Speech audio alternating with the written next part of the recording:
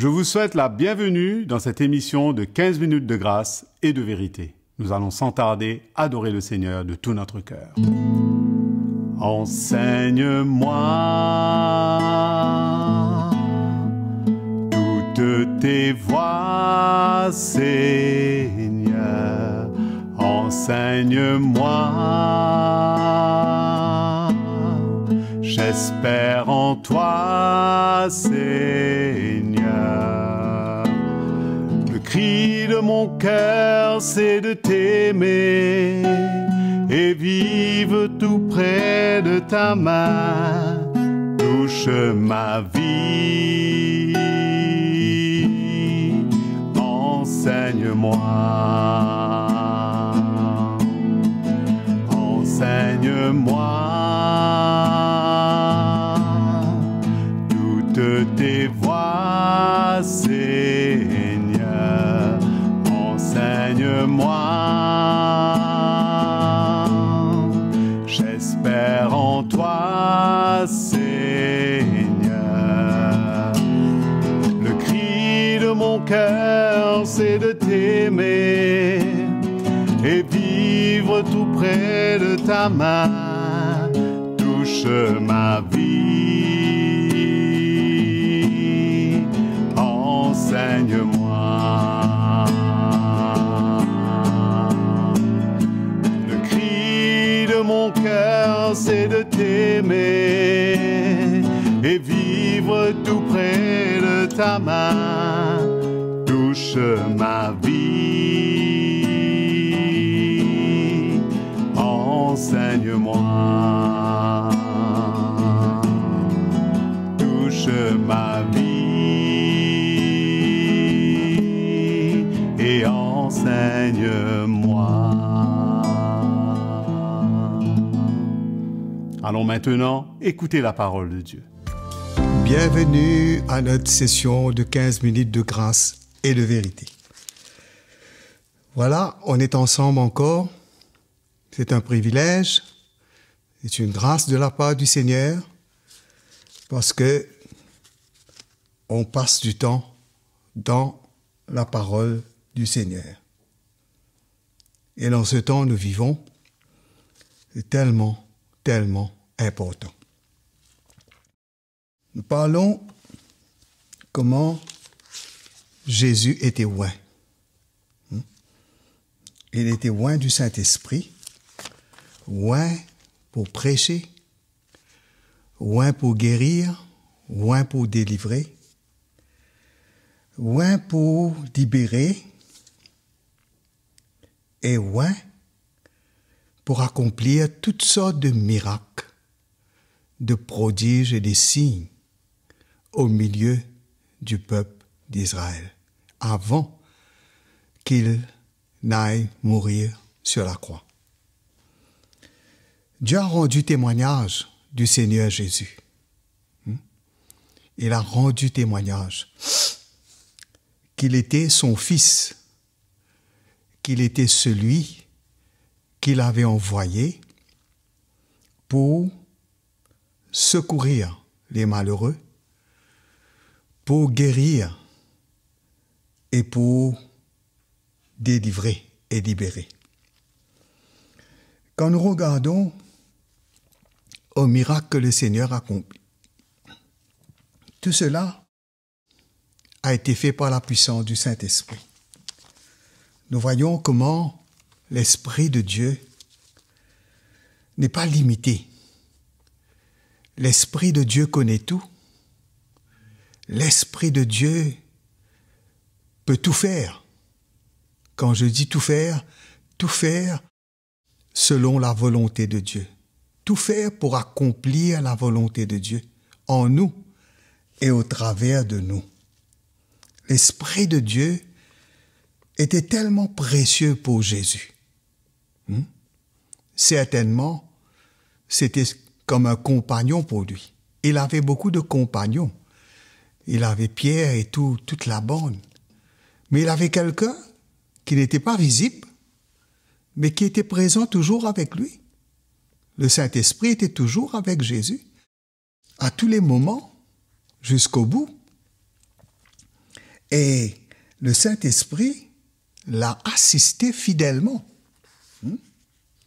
Et nous allons lire une instance dans l'évangile de Matthieu, au chapitre 3, là où Jean-Baptiste baptisait et qu'il y avait toutes sortes de gens qui venaient. Des gens qui n'étaient pas religieux du tout. Des pécheurs, des gens de mauvaise vie, des prostituées, ceux qui travaillaient pour les Romains, les publicains, qu'on considérait comme des traîtres, qu'on ne fréquentait pas.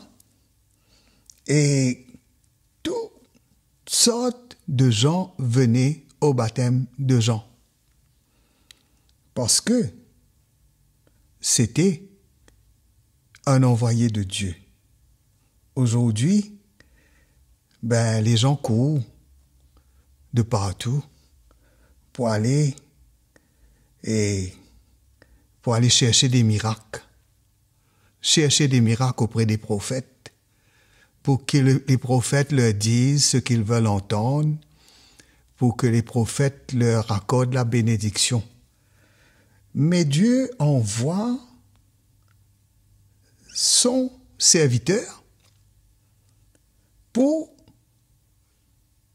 nous parler, pour nous confronter et pour nous annoncer son salut, pour nous conduire sur le chemin du salut.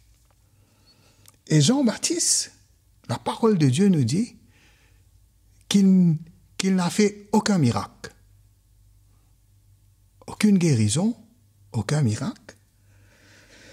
Mais il avait une autorité extraordinaire, il avait une assurance extraordinaire, quelqu'un, peut-être on peut dire qu'il était un peu rude ou direct, mais la parole du Seigneur était dans sa bouche et la parole du Seigneur conduisait les gens vers Dieu, les emmenait à se repentir. C'est ça que Jean voulait. Il voulait préparer le chemin du Seigneur, il voulait ramener les cœurs vers Dieu parce qu'il a été loin pour cela. Et là, dans son baptême, il a vu qu'il y avait beaucoup de pharisiens et de sadducéens qui venaient à son baptême.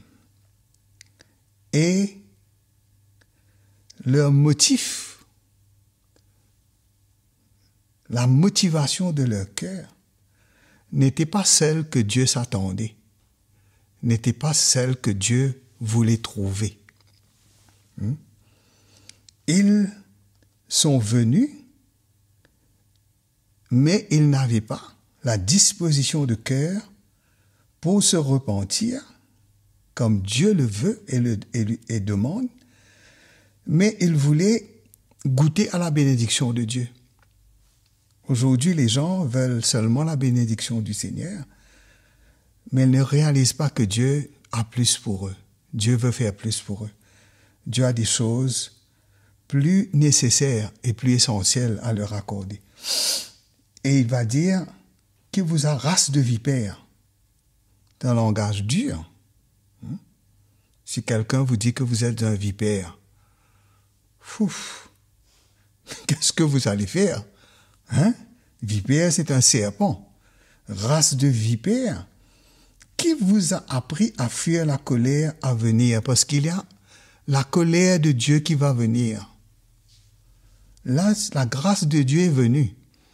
Là, on a la grâce de se repentir et de croire. On a la grâce de recevoir la justice de Dieu. Mais si on rejette tout cela, on fera face à la colère de Dieu, au jugement de Dieu. Et Jean ne ménageait pas son auditoire. Il parlait avec force. Il leur disait, produisez donc des fruits dignes de la repentance et ne prétendez pas dire en vous-même. Voilà la prétention.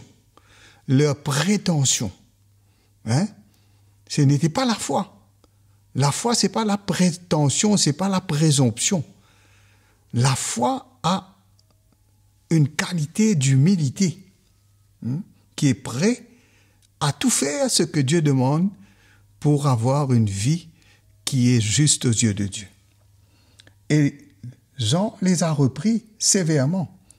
Et là, il va dire quelque chose, il va dire « Déjà la cognée est mise à la racine des arbres, tout arbre donc qui ne produit pas de bons fruits sera coupé et jeté au feu. » Voilà.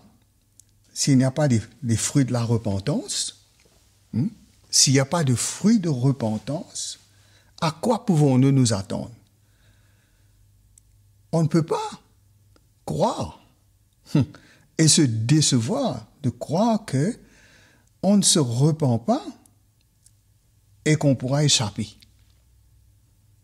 Parce que ce qui va nous faire échapper du jugement de Dieu, de la colère de Dieu qui va venir sur ce monde contre le péché, c'est justement que nous nous repentons de nos péchés et que nous avons la résolution dans notre cœur de vivre une vie qui est selon la justice de Dieu.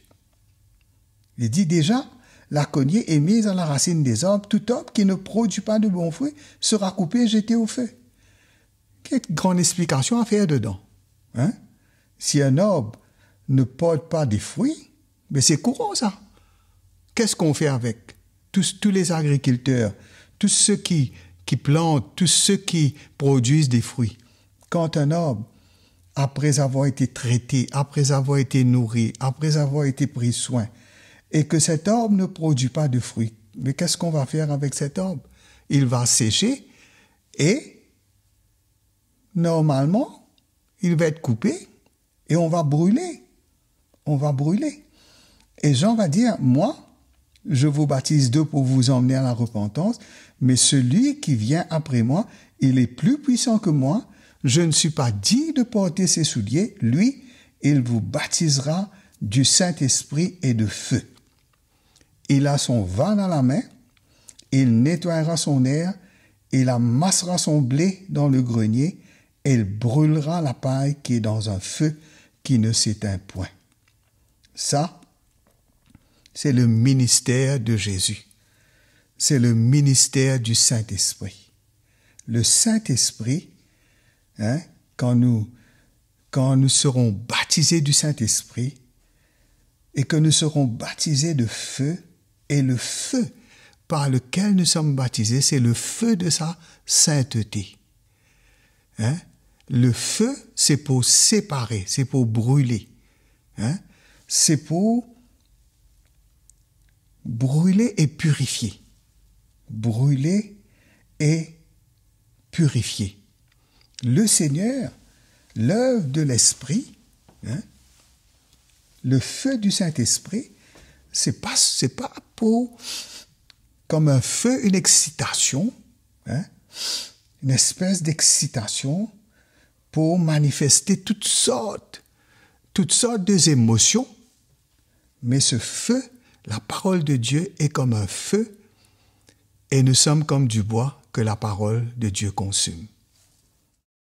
Voilà le ministère du Seigneur, Jésus-Christ, et le ministère du Saint-Esprit. Quelle grâce, mes frères et sœurs, que le Saint-Esprit soit à l'œuvre dans notre vie et que nous soyons à l'écoute du Saint-Esprit et que nous obéissons à l'Esprit de Dieu. C'est comme cela que nous pourrons être agréables à Dieu et nous pourrons arriver finalement à la destination, à notre destinée en Dieu, de nous retrouver avec lui pour la vie éternelle. Sur ce, je vous dis au revoir. J'espère que cela vous encourage et que le Seigneur vous bénisse. À la prochaine session. Nous sommes bénis par le message dans cet épisode de 15 minutes de grâce et de vérité.